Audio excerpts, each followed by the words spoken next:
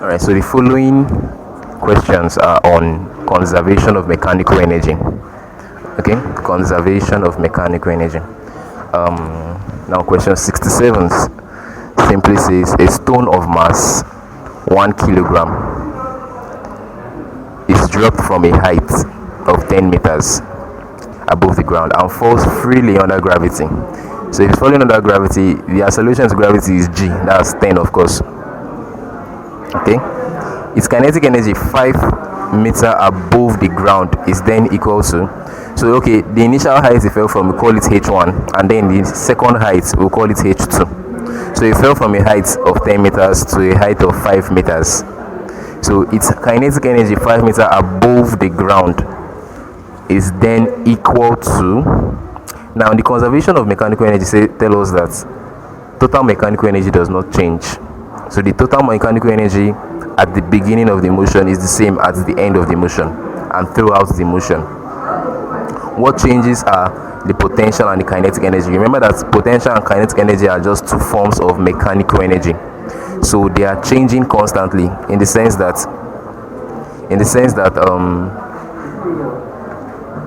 mechanical energy is always conserved, in the sense that total mechanical energy will always remain the same. Kinetic energy can change to potential energy, and potential energy can change to kinetic energy. So let's look at something now.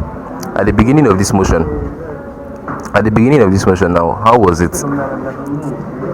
How was everything? What was the potential energy at the beginning? What the formula for potential energy? Should be mgh now. Mgh. That's 1 kilogram times 10 times the height at that beginning was 10, right?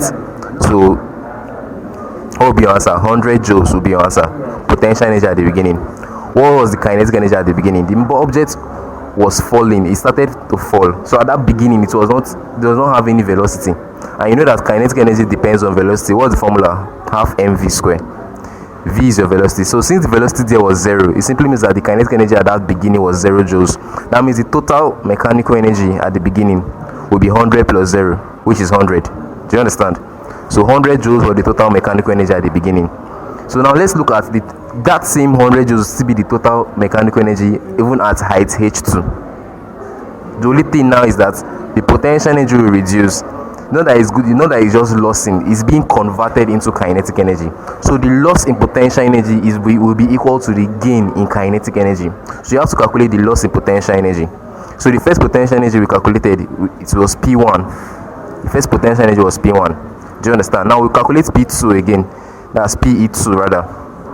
The potential energy at this new height. This time around we're going to use mgh, but the h you're doing is 2. So this will be m, that's 1, times g, that's 10, and then times the height this time around is 5. So that's 50 joules. You understand? So 50 joules is the new potential energy, right? So this object has lost how many joules? The change in potential energy is simply PE1 minus PE2, which is 100 minus 50, which is 50 joules. So 50 joules is the change in potential energy. That's the loss of potential energy. This simply means that the kinetic energy has now gained 50 joules. So the new kinetic energy is 50 joules. Do you understand? Now look at the options. The options do not give us our values in figures. The option A says the kinetic energy is its kinetic energy on the ground. That option does not even make sense. Okay, the question says its kinetic energy 5 meter above the ground is then equal to A, its kinetic energy on the ground. No. B, twice its initial potential energy. No. C, its initial potential energy is equal to initial potential energy. No. Half its initial potential energy. Yes, because the initial potential energy was 100 and I also getting is 50. That's half, obviously. So option D is the correct answer to that one. Now question 68. A catapult used to hold a stone of mass 500 grams is extended by 20 centimeters with an applied force F. So the mass is 500 grams. The mass is 500 grams, okay, which is the same thing as 0.5 kilograms. Just change everything to SI units. Okay, is extended by 20 centimeters with an applied force F. So the extension E is 20 centimeters, which is the same thing as 0.2 meters. Okay, if the stone leaves with a velocity of 40 meters per second, the value of F is if the stone leaves with a velocity of 40 meters per second. So our initial velocity is 40 meters per second. They say find the value of F, the force. Now this is a situation of elasticity. They're talking about a catapult. You know that a catapult is elastic. Now I've already given you the formula for elastic potential energy, right? Okay, in case you don't know, it is F. Your potential energy, elastic potential energy, is given as, it has two formulas. The first one is half Fe. Then the second one is half Ke square. Now you use the first one if you're dealing with force and they gave you no force constant. But you use the second one, they give you a force constant K. Now in this situation about force constant, so we're using the first equation. Do you understand? Elastic potential energy is half Fe square. Now, what are you going to do? PE is equal to half Fe square. Now, do we know the potential energy? We don't know the potential energy. Neither do we know F, but we know E. So in this equation that we have, only one thing we know. So it's not enough for us to get our F that you asked us to get. So for us to be able to get F, we need to get potential energy from another method. That's when you now apply the knowledge of conservation of mechanical energy. That energy is just transformed from one form to another form. You understand? So when you pull a catapult,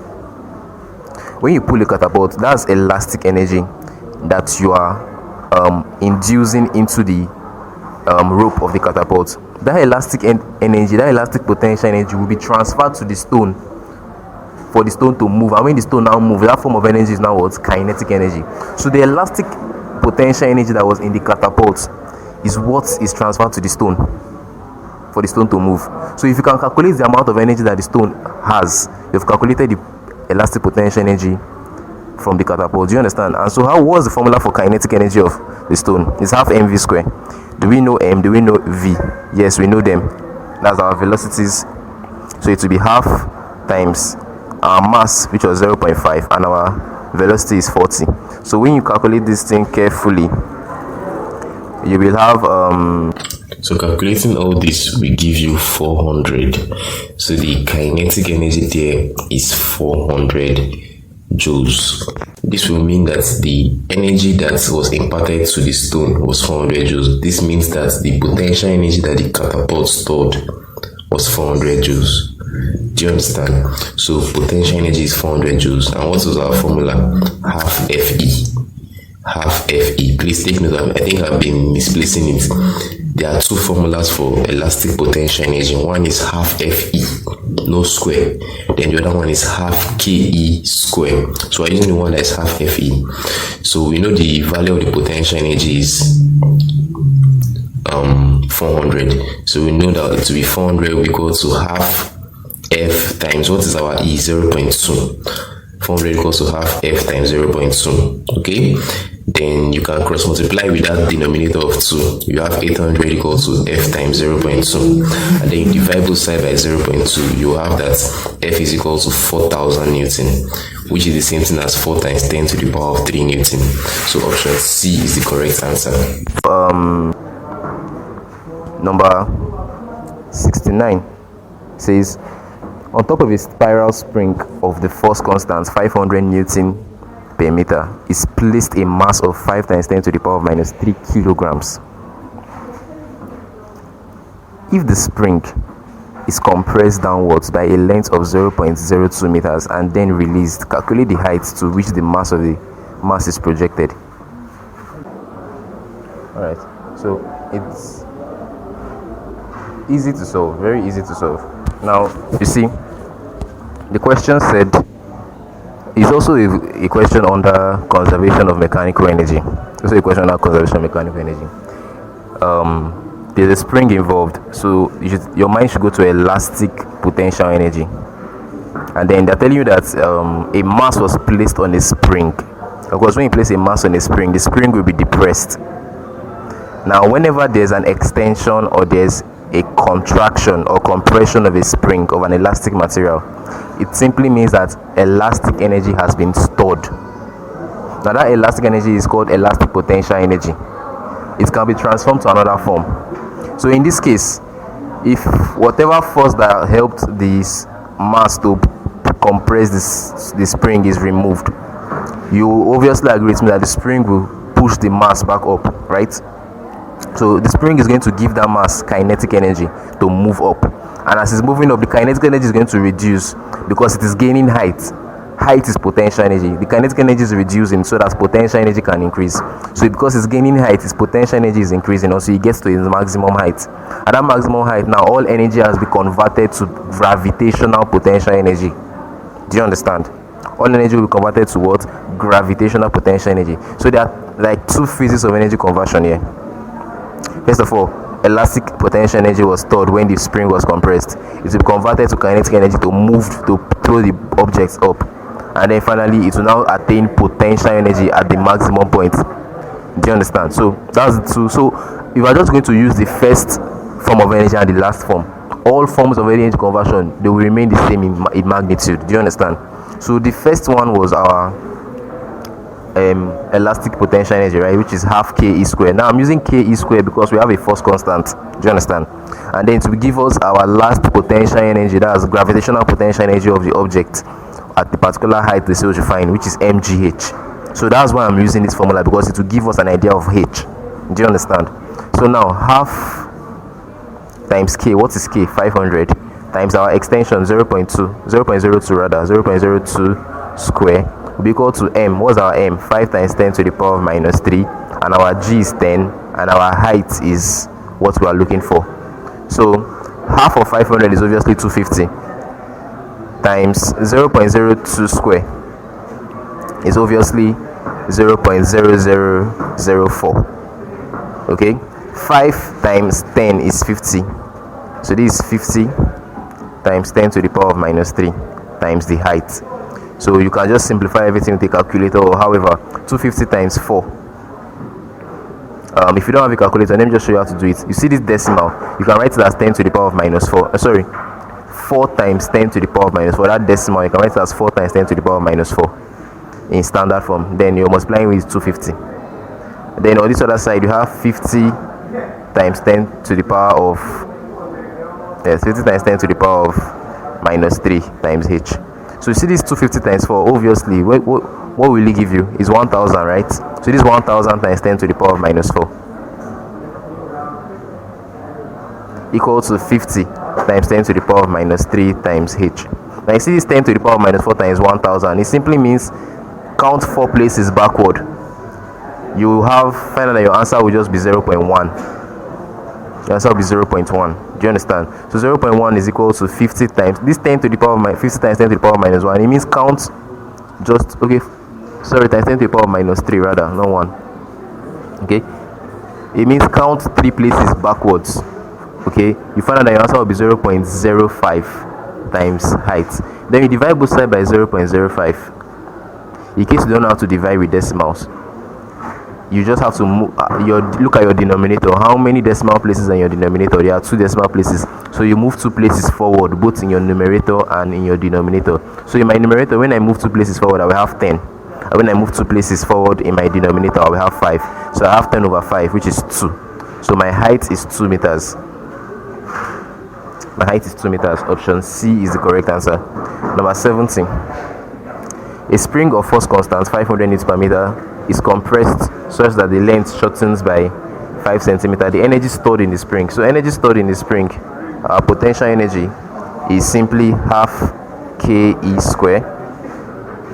That's half times 500 times our compression is 5 centimeters according to the question, right? But we cannot be working with centimeters. We have to change it to meters, which will be 0.05, and then you take the square of it. So half of 250, half of 500 is 250 rather. Then times 0.05 square is 0.0025. Alright. Then 250 times 0.0025. It will give us 0.65. So 0.625 joules is the energy that was stored in that particular spring. 0.625 joules, option A. So you can see that all the options there, they resemble each other. If you don't know how to work with your decimal, sorry, you just confuse and pick any one. Number 71 now. You have calculated the work done when the force of 20 newtons stretches a spring by 50 millimeters. 1000 millimeters make 1 meter. So if I'm changing to SI units, I will have to divide by 1000. Is that understood? So now our force is 20 newton, and then the extension is 50 divided by 1000, which is 0.050. So our extension is 0.050 or 0.05 meters. So let's say we calculate the work done. That work done is still the energy stored. Remember, energy is just the ability to do work. So that's to calculate the work done by a system. That's simply telling you the energy that was stored in that system. Is that understood? So that potential energy or the work done, W, however I want to write it, is simply, we already know that it's half FE, half FE. So that's half times 20 times 0.05. That's half of 20 is 10, and 10 times 0.05 is 0.5. So 0.5 joules was the work done by that system. Option A is your answer. Now question 72. Now we're moving on to simple harmonic motion systems, energy stored in simple harmonic motion systems, more specifically the simple pendulum. Okay, now the thing is this: in a simple pendulum, as is oscillating back and forth, at the center, that's where it has a maximum velocity. This means that at the center, that's where you have maximum kinetic energy. Always remember that kinetic energy depends on velocity. So at that center where it has maximum velocity is where it has maximum kinetic energy. And then at the two extreme ends, that's where you have minimum potential energy. Just know this, and then you answer the questions that concerns simple harmonic motion systems. So for JAM level, they hardly ask for calculations on energy in simple harmonic. No, I've never seen it. Calculations for energy in simple harmonic motion on JAM objective questions. No, it's not there. Okay, they won't ask for calculations. I can only see that in WIEC theory questions. Yes. Now, the question says, look at the diagram above. At which position does the pendulum have maximum kinetic energy? At which position does the pendulum have maximum kinetic energy? Well, it's quite simple. Maximum kinetic energy, as I've said, is in the center. So that's position 3. Option C is your answer to question 72. Question 73. Which of the following graphs correctly represents the relationship between kinetic energy KE and the displacement D from the point of release of a swinging pendulum? Point of release is different from center position. You don't release a pendulum from the center, you release it from an extreme end.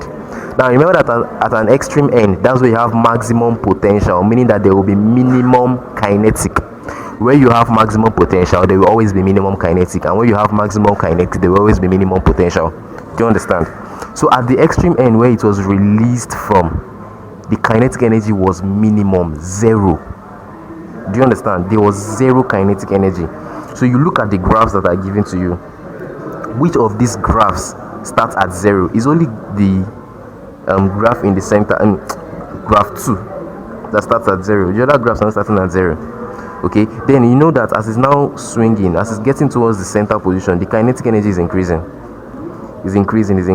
and then after it passes that center position, it starts to reduce, and that's what you are seeing in graph 2. The kinetic energy increased until you get to a maximum, and then reduced back to 0. Do you understand? So graph 2 is the answer. Now graph 3 is a similar question to question 74 is very similar to question 71.